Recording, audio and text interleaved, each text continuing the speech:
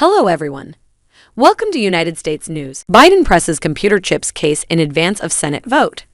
Calling semiconductors the building blocks for the modern economy, President Joe Biden on Monday asked Congress to move quickly and sent him a bipartisan bill designed to boost the computer chips industry and high-tech research in the United States. The Senate was originally expected to take a critical vote in the evening to advance the legislation, but Senate Majority Leader Chuck Schumer, DNY, announced that storms on the East Coast had disrupted travel plans for several senators and that he would be delaying the vote until Tuesday morning. The bill needs support from at least 60 senators to clear procedural hurdles and place it on a path to final passage later this week, giving Biden a signature win on legislation his administration says is necessary to protect national security and help the U.S. better compete with China. The pandemic has underscored how much the United States relies on semiconductor manufacturers. The bill provides about $52 billion in grants and other incentives for the semiconductor industry, as well as a 25% tax credit for those companies that build chip plants in the U.S. Supporters say those incentives are necessary to compete with other nations abroad to provide the chips used in automobiles, computers, appliances, and weapons systems. The Biden administration has been warning lawmakers they need to act before leaving for their August recess to ensure the companies invest in U.S. fabs instead of building the plants elsewhere. Biden, who is still recovering from COVID-19, held a virtual roundtable with members of his administration and industry leaders about the merits of the bill.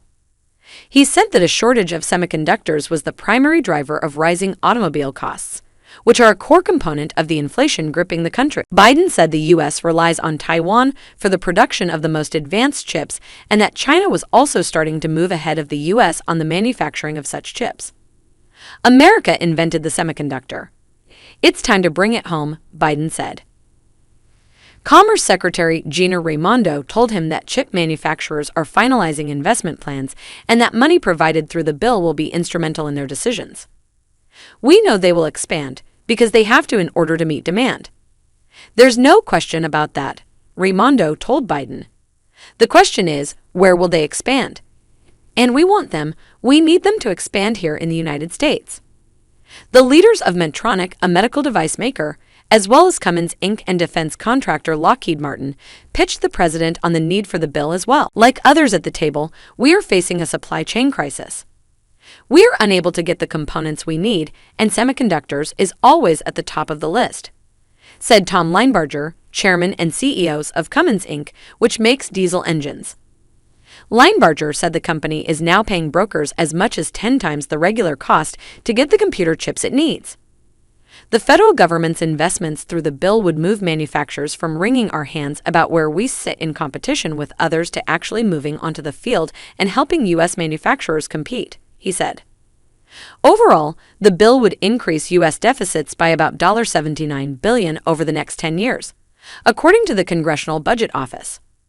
The bill also authorizes about $200 billion to advance high-tech research in the U.S. over the coming decade. Congress must approve that funding as part of future spending bills, and the CBO did not include that research money in its deficit projection. Critics have likened the spending to corporate welfare and have said the money would be better spent on other priorities or not at all. Sen. Bernie Sanders, IVT, said he doesn't hear from people about the need to help the semiconductor industry. Voters talked to him about climate change, gun safety, preserving a woman's right to an abortion, and boosting Social Security benefits, to name just a few. Not too many people that I can recall.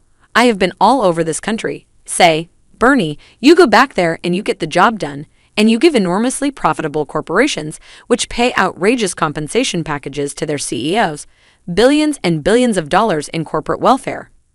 Sanders said. Once the Senate has acted, the bill will be taken up in the House.